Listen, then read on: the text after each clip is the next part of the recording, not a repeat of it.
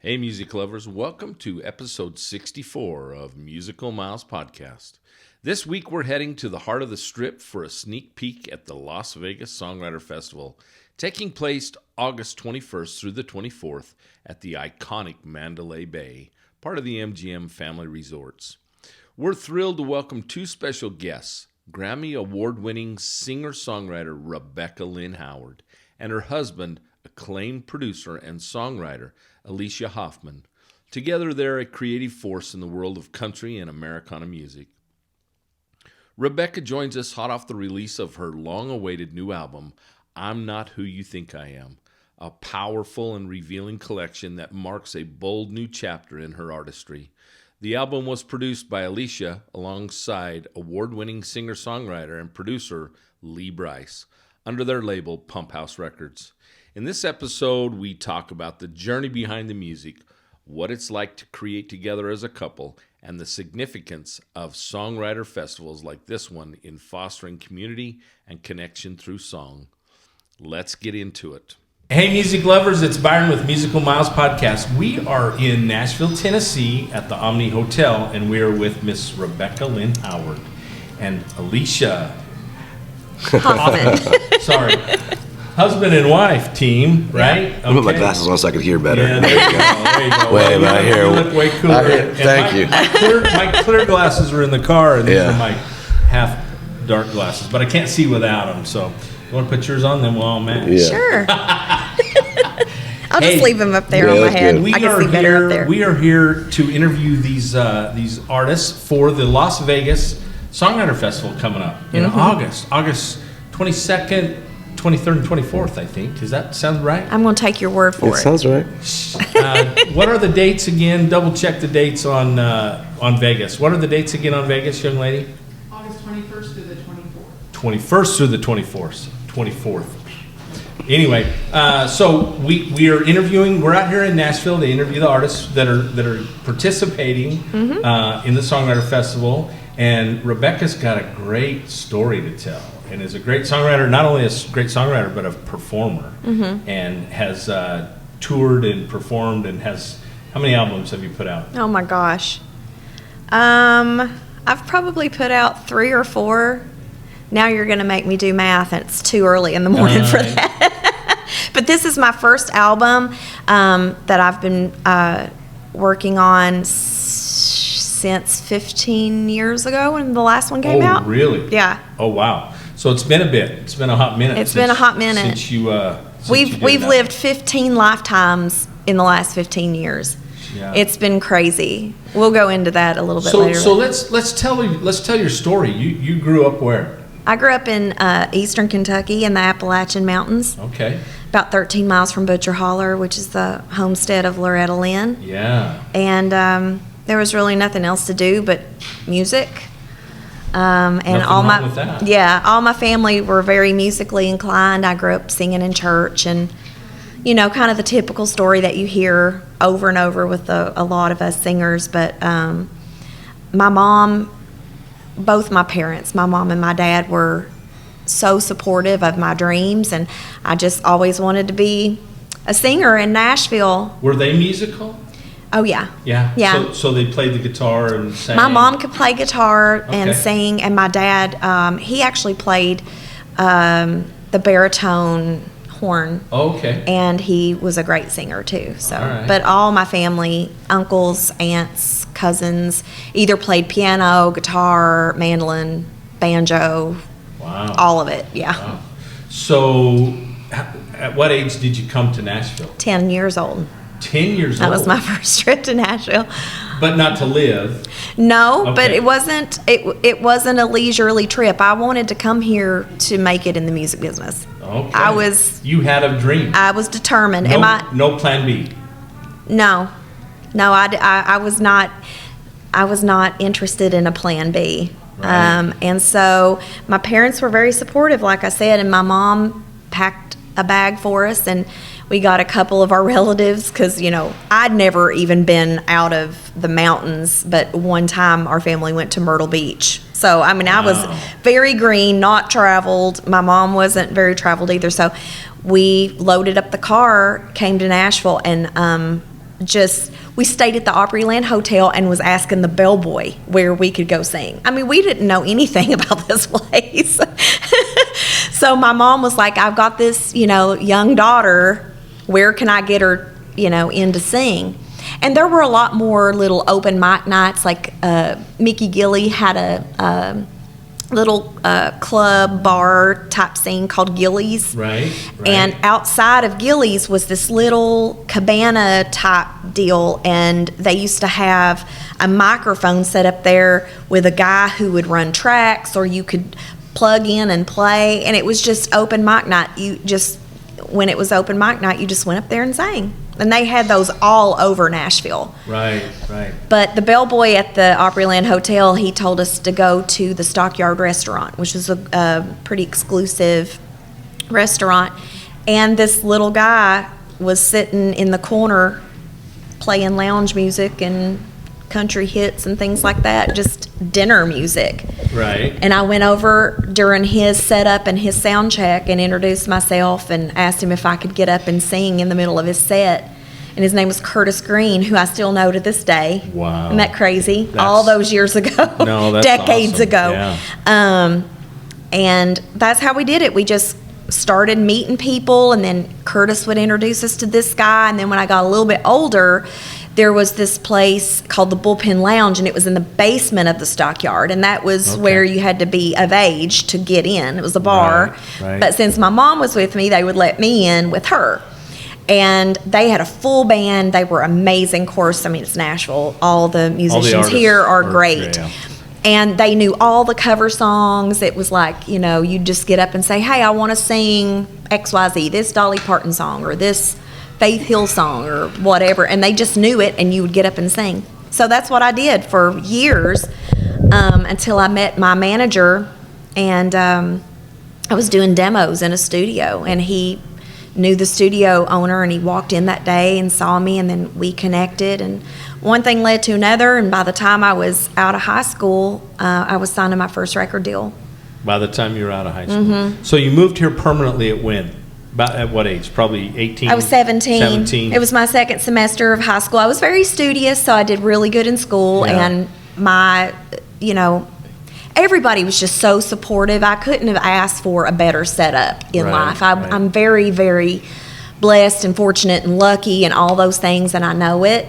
But they were like, you have all your credits, just finish, these papers. And so I just went back and forth with email and fax, because it was it was a few years ago. That's so a word we haven't sometimes, even heard for a long time, I would right? fax in, my lessons, but so. Wow. So you moved here full time and got a publishing deal early on? Or? I did. Yeah, with who? EMI Publishing. That was my first publishing deal. Yep. Okay. And I signed to Universal Music Group. Okay. As an artist. As an artist. Under their label Rising Tide, which then folded. It kind of went under, and then I got moved to Decca Records, which then went under, and I got moved to MCA Records.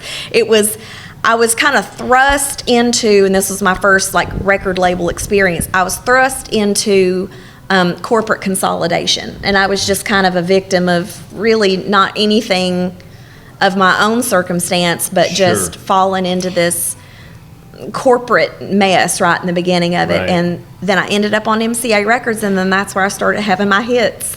Wow. Yeah. Well, that's cool. So so you've been here how many years now? About 28 years. 28 years. You don't look old enough to be here. Thank 28 you. years. And Appreciate it. how long have you and Elisha been together? We've been together 18. Is that right? We've lived in the house for 18 years. 19, 18, lived in the house 19 for years, 18 something like years. that. Who's counting? So, but you two perform together. You guitar player, co-write a lot of music together as well. Yeah. So Elisha's a producer. I'm going to brag on him because he won't brag on himself. That's your job. He's an amazing producer, amazing musician. So he plays guitar, he plays bass. He's primarily a drummer. Oh, really? That's his main instrument. He's got a little bit of a drummer look to him. Don't he? Yeah. Well, he's kind of a rocker just all the way around, but he literally plays everything. If it's got a string on it, he can figure it out. Yeah. And we played, I don't want to get ahead of ourselves, but we're in this band called the Loving Mary Band. Okay. In the past 10 years, we were on the road with Steven Tyler I read that. of Aerosmith, Yeah. and we were his country band. Okay. Right? But we would go out and support his country record, and we'd play Aerosmith songs and Beatles songs, so you could chime in anytime you want here. Yeah, he's a big My talker. husband always tells me, he's like, you definitely got the gift of gab. It's hard to shut me up You're on once a roll. I get She's going. on the roll, right? Yeah. But yeah, he's a great songwriter, musician. So where'd you grow up, Elisha? I was born in Philly, In Philly. and then I moved to Israel when I was 11. Oh my goodness. Yeah. That's quite an exotic wild story. change. Gosh, Yeah. it gets even Yeah, wilder than that. That's probably a whole nother podcast, right? But so how long? I mean, did you come to Nashville before Rebecca did, or? Yeah, I'm 10 years older than her. Wow, you guys are kids still. But Well, you play in a band with a 77-year-old, you got to look young. well, exactly. Well, that's got an experience. Got to be an 77-year-old experience all rock its own. star, yeah. Yeah. We'll have to tell you the whole story, but after the podcast is over. But Miss Shanda, my wife, surprised me with tickets to Aerosmith in Vegas Nice. 3 years ago. Yeah. And the show canceled the day of. Yeah, I remember And that day. what a disappointment, guys! I'm so sorry. We're still heartbroken. She's still mad at Steven over it. So you might put in a good word. Well, we so. weren't playing with him at that point. I think He they was were doing their they're residency. doing the Aerosmith residency. Yeah. Right, yeah, and it was honestly, it was their last week. Yeah. And So you should have come to see Loving Mary. We played the entire Aerosmith set. really, Yeah. We played played one country song. Yeah, Oh we my played goodness. Aerosmith songs, Beatles We just songs, played Janis, one country like song. all the things Steven loved three to sing. Aerosmith, 3 Beatles songs in a medley, and then everything was Aerosmith. really. Yeah. And it got to that point, but that's Was we're that playing just recently here in town, or? for 10 years. oh, you've been playing it for Yeah, 10 we years. played Are you still playing with him at all, or? No, he's or- retired at the No, moment. He's totally retired. retired. Yeah. But we played Budokan. We played the same places. We played Yeah. in Japan where we play the same big places with Steven Yeah. as they did with Aerosmith, you know.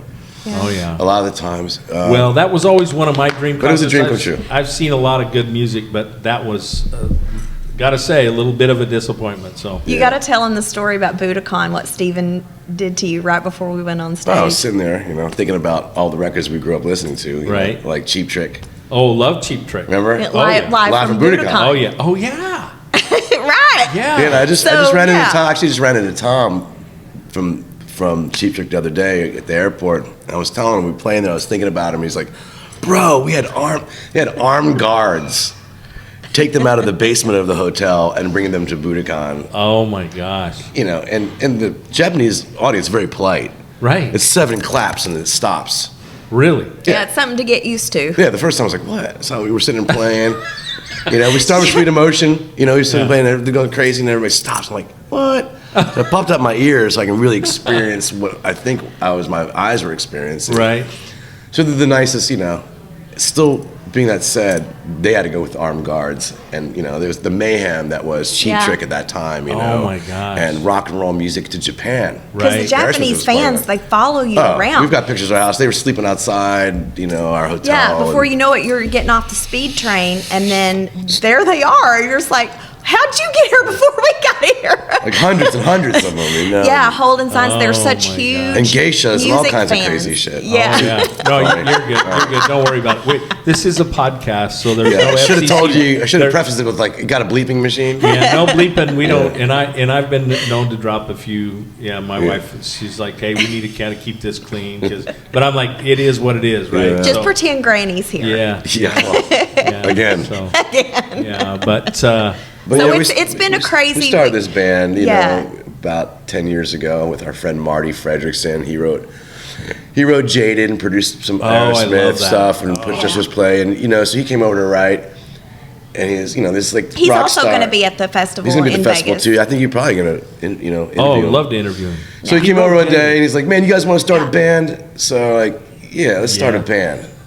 So that's what. So that's why I'm within 2 saying weeks, we were already playing. We were playing on the roof of the Congress with Steven. Yeah. Kind of make awareness to the lack of payments for streaming. You know, this Yeah. is back Right. in 2013. Oh Yeah. yeah. So yeah, that's how the whole thing started. He testified in front of Congress, Yeah. right? Steven Tyler. Well, we did Yeah. a thing just to bring awareness, and we yeah, yeah. again, I was like playing percussion, Yeah, drums at that time. We got the band together after that, and then we kind of took off with the band and did some world tours, and we had a documentary called Out on the Limb that they shot at the Ryman. Wow. It streams on all the streaming platforms. And it was a really amazing ride. Yeah. It's really it doesn't get better than that. No, I can't imagine. No, it does. I mean, Steven's a real musical genius. It really feels like it didn't happen. That word gets thrown around a lot, genius, but he's a real musical genius. His father taught at Juilliard. I mean, he wrote Dream On at 19 years old by himself, what I mean? And when you start breaking down those Aerosmith songs, they're very musically intricate, and the bass parts are very complicated. She played bass and sang them, Yeah. You played the bass. Mm-hmm. Yeah. For 10 years. Wow. I mean, it's such a sweet emotion. I mean, think of all that. I mean, immediately. And sings the harmonies. Yeah. Wow. Which is so interesting because I didn't play bass before that. Yeah, before the band. No one told her that playing bass and singing is hard, so don't tell her. That's probably a good thing. Whatever you do. I would get in my head about it. But I started the whole, it's just crazy. So I went to this little church, and the bass player at our church quit. And my brother goes, well, Becky can play the bass. I was like, I don't play bass. This was before I played bass. He was like, well, you play guitar, and it's only 4 strings, so how hard could it be? It's got to be 20% easier. No, he's a dentist. That's all I got to say. So that's how I started. He's a smart guy, so you got to listen to him, gospel so it's songs. Not that hard, Becky. Just pick it up and play. Yeah. And then we find out that we're going to be, playing in front of Congress, and now I've got to learn Jaded and Sweet Emotion and all these riff. I wasn't a riff player, but I am now. Oh. And so that it just shows you that you don't have to learn instruments when you're 5 and 6 and 3 to get good at them. Right. If you are determined to learn something, you can do it. Yeah. Man, I was the queen of YouTube tutorials. I would just sit there and just watch all these amazing bass players, and I'm like, I'm gonna do this. I'm doing it. You gotta think about a band like Aerosmith, where some of the big songs like, Sweet Emotion, Janie's Got a Gun, all that shit, it's written by the bass player. Tom Hamilton wrote this bass line. He was one of the writers on those songs with Steven. Yeah, because the whole song's around the riff. And those are, Tom wasn't singing and playing them. Steven was doing that. So it's an interesting thing, and the band is just really interesting. Marty's got an amazing voice. You ever see the movie Almost Famous? Oh, so one of my most. Well, Marty sang every note of Almost Famous. He's Fever Dog. Oh, my absolute favorite movie. Yeah. So that's that. So then you got Rebecca, and then there's a friend of ours named Susie McNeil, McTaggart, and she's kind of like the Canadian version of Rebecca. So this band, Loving Mary, had these 3 powerhouse singers. Right. So then you put that with Steven. He had never really experienced that in Aerosmith because he never had that kind of background strength. Yeah, and then all of a sudden we have 4-part harmonies going on. So it turned into crazy. And he's a Beatles fan, craziest Beatles fan you ever met in your life. Steven is. Oh, yeah. So that's why I probably had Come Together on his records, right? And all that stuff. Oh, right. Which we did in the show. Yeah. So it really led for a different approach for him musically. Think about this. Joe Perry had done the Joe Perry project in the early 80s. Everybody done the solo thing, but Steven had never done a solo thing, ever. Right. We were the first time he ever had a solo band. Really? In all those years. Didn't realize that. Mm-hmm. So maybe he was kind of waiting for the right moment. He trusted Marty a lot because Marty has really helped him in writing songs and Jaded. When they wrote Jaded and then Jaded came out, they were about to get dropped. Well, yeah, they made a huge resurgence, right? They made a huge resurgence. That song turned their career around. What was the rap? Walk This Way. Walk This Way. Yeah, that kind of brought them. They've back had multiple times. They had it the first time in the 70s when Jack produced the records. Then they had it in the 80s with Walk This Way and that stuff. Then they had it in the later 80s with all writing with outside songwriters like Diane Warren's, like Don't Want to Miss a Thing. And that took it to a whole other plateau of ballads where they just had to roll and probably brought them a whole new level of fans, a whole new group of fans. Yeah. Including myself. Oh, me too. I didn't grow up listening to Well, I grew up listening to them, but I didn't so much. But I didn't. Yeah, I mean, but I've always been a fan. But that was the era that I really got more familiar with their music. Sure. 9 Lives. Yeah, he definitely has had 9 lives. Their career their careers had 9 and lives. their bodies. And their bodies. Yeah. Two guys that Yeah, they've got to be dipped in formaldehyde every day. It's unbelievable. Yeah, him Steven and the Stones, takes great care of himself, though. When we're out on the road, like, working out and just eating healthy. Well, we were working out. He was working out. Yeah, he was. Yeah. We were all just rotting in the hotel rooms. Well, this is great, and I love all these stories. What we tell people about our podcast is listen to this, because we're going to pull back the curtains, right? We want people to hear these stories. But we want to hear some stories about you two and your songwriting prowess and your and where you're going. What have you written in the past? Have you has everything kind of been reserved for yourselves, or have you got a bunch of cuts? No, we've had cuts speak for from yourself other first. artists. She's had some huge cuts, and I want to say this too. It's like Steve Ray Vaughan. Yeah, he's an amazing guitar player, right? But he also had an incredible voice, but it gets overlooked because his guitar playing was so good. Right. Same thing with her songwriting. She's, she can hold a note for 5 minutes. Right. She's an amazing singer. There's great videos of her and, Lee doing duets and all these great, Ronnie Dunn, all these great duets. But your songwriting is exceptional on this crazy high level. You don't get Trisha Yearwood cuts when you're 18 years old. Wow. Unless you're amazing. You don't. So what did all these things Trisha you cut do. of yours? She cut a song called "I Don't Paint Myself into Corners Anymore." It was on her Inside Out. Yeah, that was the name of the album. She did an Inside ACM Out. Awards, right? Yeah, she debuted it on the award show, on the Opry, all that stuff. And then you've got a new it was- Trisha Yearwood cut for her new record you just wrote. Yeah. Really? So Trisha and I write together now. Oh, cool. And that is pretty amazing. I'm really proud of her because, she taught me how to sing. Really? Indirectly. Yeah, because I grew up just by listening. Through Yeah, because I CMT. grew up listening Yeah, to CMT. her records, and I Yeah. told her, I was like, you just don't understand. I was a little girl with a hairbrush in the mirror, Right, pretending I was singing right. into a microphone, singing "She's in Love with the Boy," and now it's like she's blossomed into an incredible songwriter. Oh, yeah. Yeah. But I mean, Well, that's her yeah, story. You'll have She to probably always has been. Yeah, well, She has always been. Someday I would love to interview Trisha Yearwood. She's don't- incredible. We don't get, unfortunately, at this point, we haven't had access to those kind of stars yet, but we're hoping to get there. Yeah. So Well, she's amazing. We all are playing together next week. Yeah, we're playing the listening room on the 26th.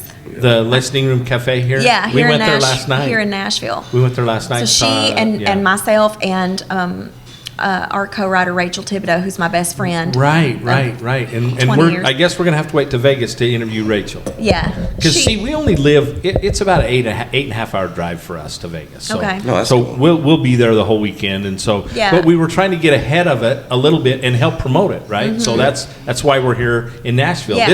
These interviews today really facilitated our trip to Nashville. But it's been a full week of Yeah. interviews and music, and what a great experience. Great. That's awesome. So what else? Who else have you had cuts on? Let's see. I've had Trisha Yearwood, Martina McBride, John Michael.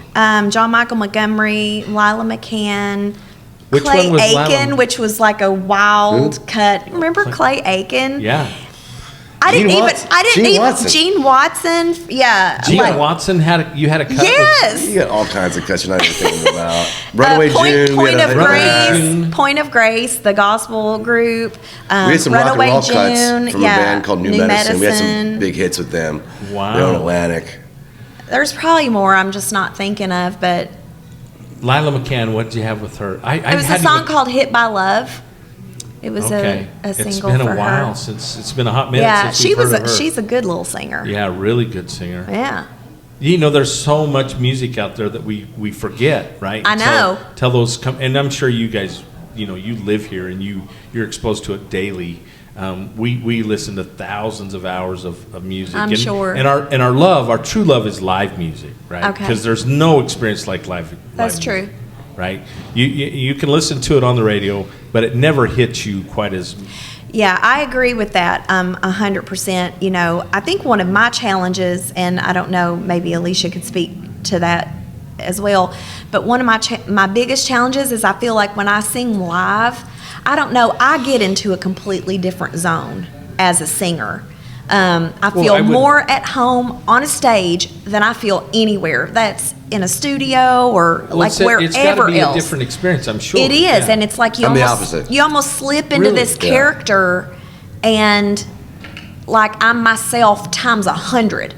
And so it's always been the challenge for me to try to capture what I can do live in a studio. Oh. So it's not that I can't do the same performance, but it's just, it comes from a different place. You're just in a different mindset. You've slipped into this whole persona that isn't always as easy for me to do, like, you know, with a set of headphones on behind a You've microphone. got an audience sitting in front of you. Yeah. That's inspiring. But I think the challenge for and we love the Songwriter Festival format because it's a lot more intimate and you get to hear the backstory. Yeah, that's great, right? And, which is so cool. But even in a live music experience, even at a concert, if you'll tell the story, hey, I wrote this story because, and you know, I mean, we went and saw Stevie Nicks last year Memorial. Incredible performer still, even at her age, and her voice is top notch. But she tells the stories, right? This is why, you know, and half of it's love affairs with half the band, you know. I mean, over the course of her career. Yeah. So, but we love that because you get to hear that. My producer's back here making notes that she's supposed to ask me questions, and now she's shaking her head no. She's not gonna. Anyway.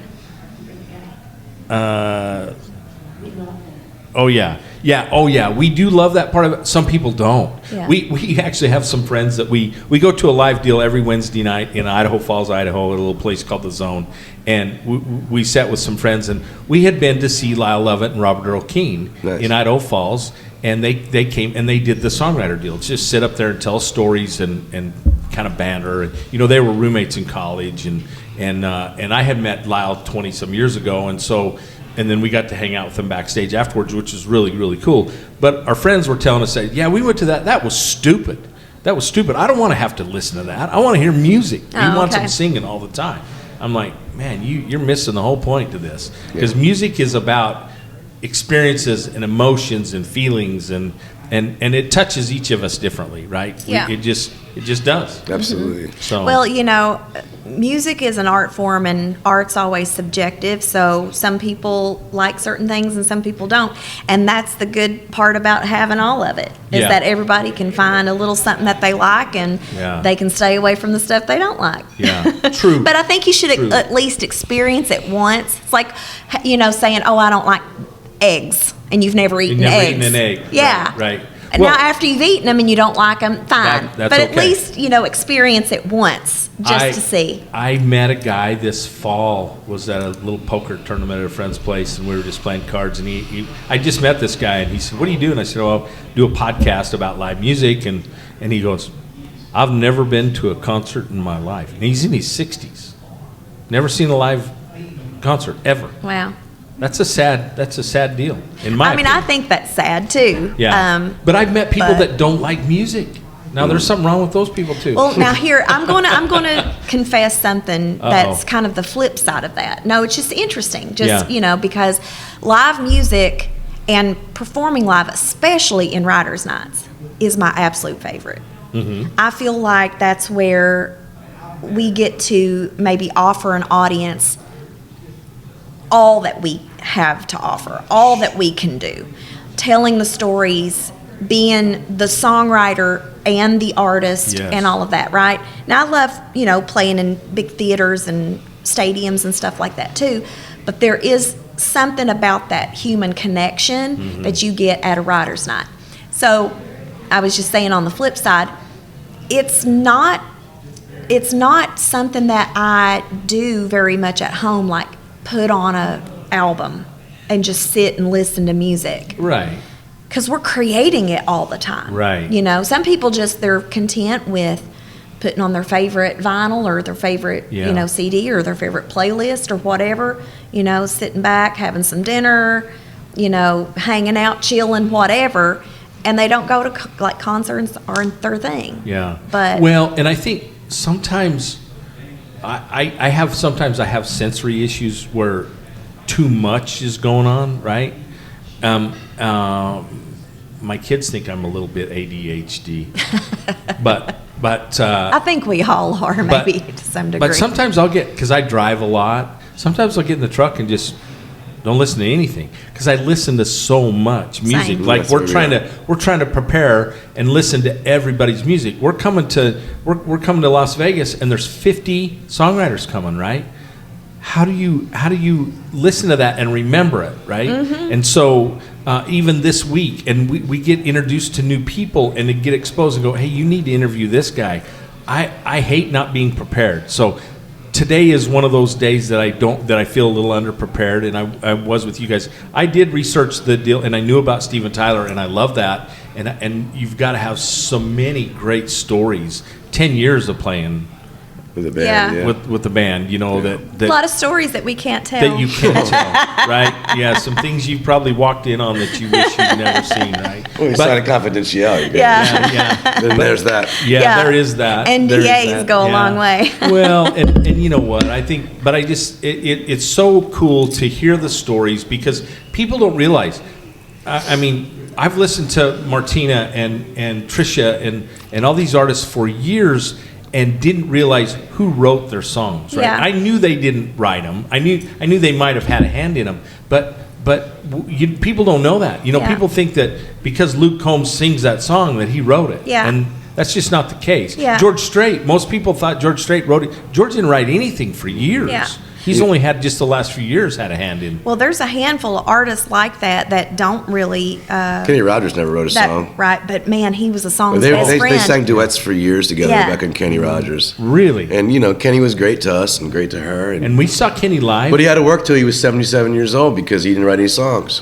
Yeah, he was a performer. Man, he was a performed. great Yeah, but he entertainer. didn't make. he But was. he didn't have that. He didn't have the have that income. investment. The mailbox the money, mailbox as money. we call it. Yeah. Well, and I have a good friend of mine that's a retired stuntman that had that mailbox money for years, from the movies and his early stuff. He did a lot of stunts for commercials. Well, they made a lot of money early on, but then there was nothing after the commercials Yeah. were running. But the movie stuff still. One of the first movies he ever worked on was Last of the Mohicans. He still gets checks for that. Yeah. That's cool.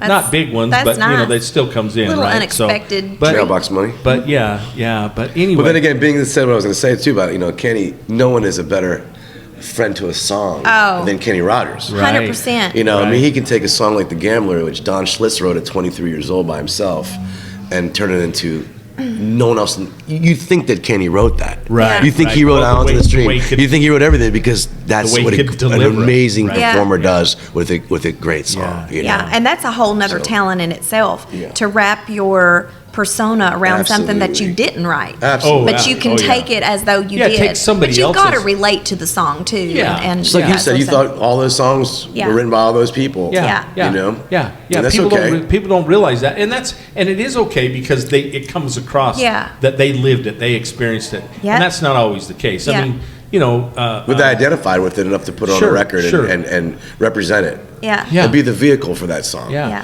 So that's that's an important thing Yeah, as well. I So- personally can't relate to that because I've always been a songwriter, so I don't really know how that would feel to just step in and just take everyone How old were else's you when songs. you wrote your first legit song?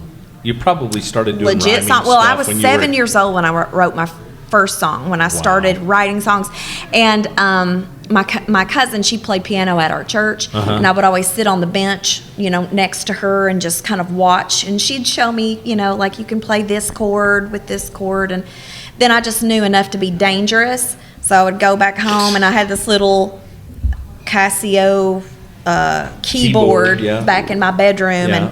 and I would start writing and sing, and there were love songs at 7 years old. And everybody's like, what did you know about love? I'm like, listen, my mom watched Days of Our Lives.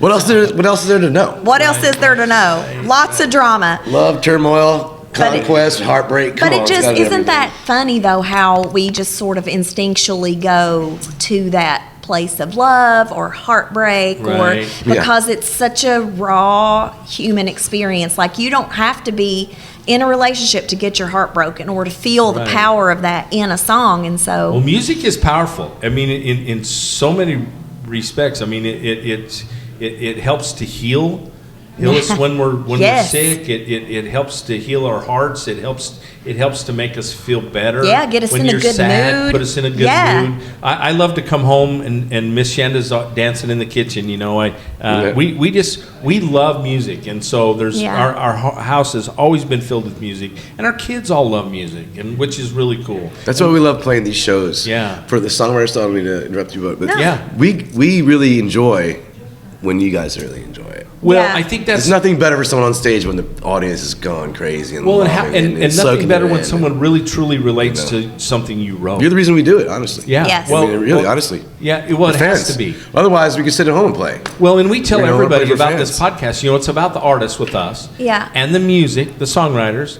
the venues, because there's historic venues that people don't have any. The Ryman, the Opry, Green Hall in New Braunfels, Texas. Y'all been to Green Hall? I haven't. The oldest honky tonk in Texas. They literally cut a hole in the back of the stage for Willie. They call it the Willie door. That Willie Nelson, because the only way to get to the stage was through the crowd. Yeah. And he goes, "I'm done doing that." Yeah. And it only holds 800 people when it's sold out. But anyway, we've interviewed inside Green Hall. What a cool experience, right? Yeah. And to get to show those iconic venues like that, and the Devil's Backbone in Fisher, Texas, and just here in Nashville. I mean, the listening room last night. It's going to be someday that will be an iconic landmark, and it's cool because it's in an old tractor. We just got off the deal. road with Lee, our friend Lee Bryce, and Oh, we've been we love playing all Lee these Bryce. really cool theaters, Yeah, all old across theaters. the country. We did some of those with Steven in the earlier days, but these iconic rooms that were made before people had microphones. Oh yeah. So The Well, like the acoustics are Ryman. amazing. yeah, the Ryman is a great example of that. Yeah. Yeah. Well, and the cool thing, the other thing about that we do here is we also focus on our fans, right? So not our fans, but the music fans, right? Why are you guys here? We know why we're here. We came to this festival to see this band Yeah. because we love this band, or we came and so we've met people that came. We met a couple that came from all the way from Germany to the Braun Brother reunion in Chalice, Idaho, because the Brauns had been to Nuremberg, Germany, and played there, and they became fans, and they said, "We got to go. We know about their festival," and they made the plan to come, and COVID happened, so they had to cancel. Second time they planned their trip, she came down. She had breast cancer. Oh, yeah. But she healed. She said, if I could survive, I'm coming to this festival. Yeah. And so we got to interview them, and that's a great story. That's amazing. So- Well, this is what it is about the fans for me. Because we're all just humans in life, like trying to get through life together. Right, Just right. because I'm an artist, that doesn't make me any better, any different than You put your pants on than just like I anybody do. else. Yep. I just was given a gift Yep. that, and they were given a gift. It's different from mine. Mine's different from theirs. But what I feel like is important about, recognizing why fans do what they do is because my experience and what I write about, songwriting is very therapeutic. I'm sure, you yeah. get it out, you get the hurt out of your heart and onto, we used to say onto paper, right? on an iPad or your iPhone. Right. But you get it out and you put it in this form that now other people can experience Yeah. what you went through, and they can either take it, twist it with the experience that they're living, Sure. right? Because we try to write songs not so autobiographically specific, Sure. so that they're more universal. Yeah. Yeah. But they take those and they hold on to them as forms of medicine. Yes. Like to get me through what it is I'm going through in life. And I feel like that is what's driving this whole shit, because it takes all of us to make this work. We could make music until we're blue in the face, but if there's nobody there to listen to it, then it's for naught. True, but then again, I believe this. You'd still make music I would, but because there are people out there making music that have no one to listen. Oh They yeah, don't have I would. I mean, that's because that's what I do. Yeah. But the real gratification comes when you get to help someone else. Yeah, I because agree. I'm already once I write the song, the therapy has already begun for me. Sure. But when I can get that out to somebody and it connects with them and it helps them over a heartache. I had this big hit song called Forgive many years ago, and I've had people come up to me. It's about infidelity and marriage and forgiving and all of that kind of stuff. But I've had people come up to me and said, thank you so much for your song Forgive. It helped me get out of a really bad marriage. Now, you cut that, but who else cut it? Forgive was my song. That's your song. Yeah. Okay. Yeah. And that was my first big hit as an artist, as a solo artist. Okay. And then here we are all of these years later making this new record, and that's still my drive. That's still my driving force, is to put songs on there that is going to connect and help someone.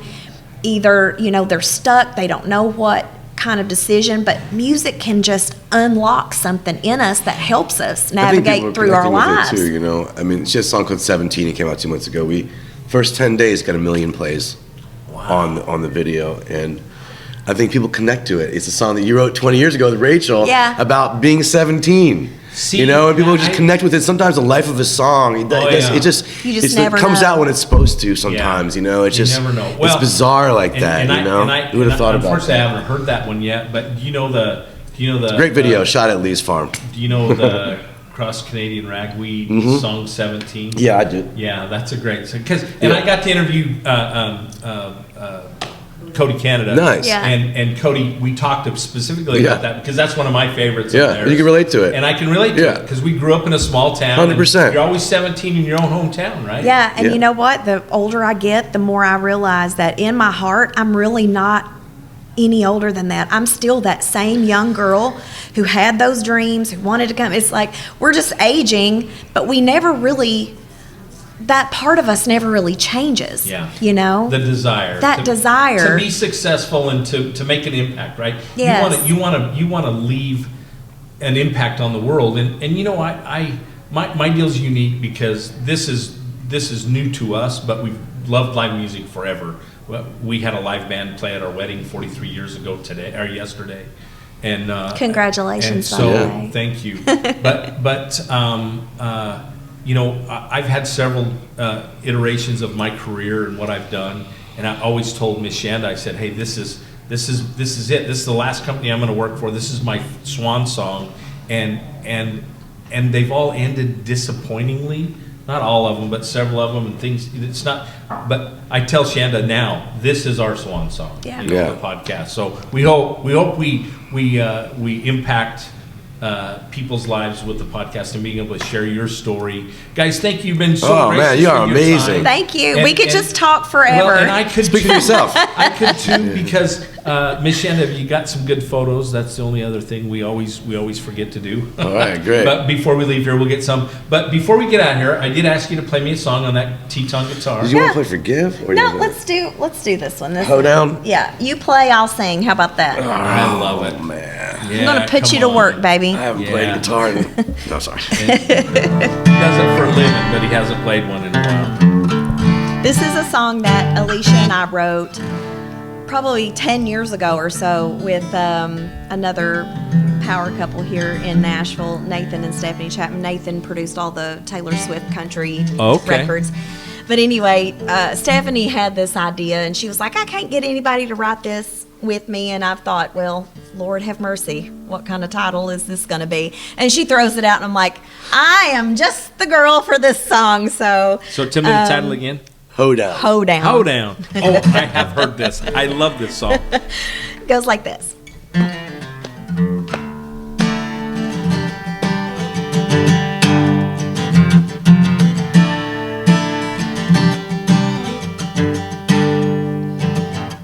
Girls, get your boots on. We gotta get gone, get a move on. We shouldn't leave those boys alone when they're short skirts and tall drinks. And don't forget your lipstick, 'cause you're gonna need it. We got something she wants it. So here we go, it's do-si-do, 'cause there's a hoedown down at the barn. She's on everybody else's arm, no doubt. What she's gonna do, she's gonna try to take your man from you. And if she gets to messing with mine, the earrings come out and the fist will be flying. Hold my beer while I take this cougar out, and we'll have a hoedown.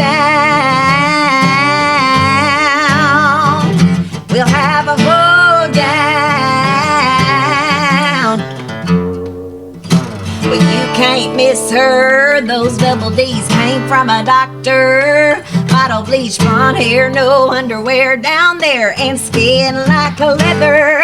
Yeah, there's a hoedown down at the barn. She's on everybody else's arm, no doubt. What she's gonna do, she's gonna try to take your man from you. And if she gets to messing with mine, the earrings come out and the fist will be flying. Hold my beer while I take this cougar out, and we'll have a hoedown.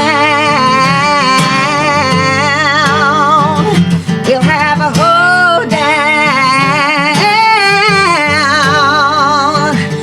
If she don't quit shaking that thing, talking all that trash, the back of her head is gonna hit the grass.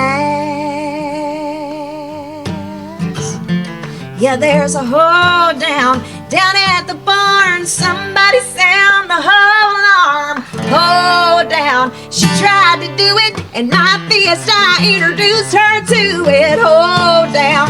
Down at the barn, she was on everybody else's arm, no doubt. What she tried to do, she was gonna take your man from you.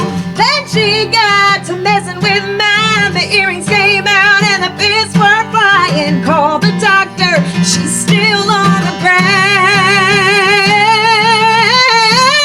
ground. We gotta hold down. Yeah, we gotta hold down. One more time, we gotta hold down. Woo! Wow. Thank you so very much. Okay, hey, don't It's still don't ringing put that out. up. This guitar's You still- got- that's you how gotta- good it is. You gotta sign that on the okay. back of it. On the back of it, we have everybody because it's too pretty. So Oh, that's a Teton guitar. Beautiful.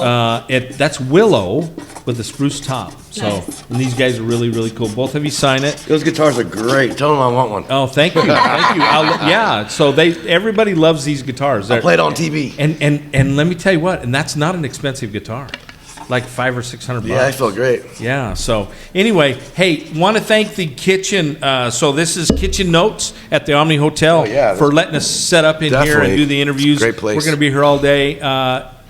Great place to eat, they tell me. So we're going to check It it, is. out. We've been here before. It's great. Yeah. Perfect. Hey guys, thanks again. Thanks for having us. Oh my Man, God. this has been so much fun. Yes. Such a look- pleasure. Nice meeting you. Yeah, same time. Seeing Key you guys West. in Vegas and hanging out. Yeah. We love Vegas. Vegas is a lot of fun. We spend a lot of time there, actually. We way like more it for about 2 days. Yeah, well, Miss We Shanda's get our worked- bellies full Miss real Shanda quick. has worked for Stetson Clothing at the NFR for 18 years. Wow. 18 or 19 years.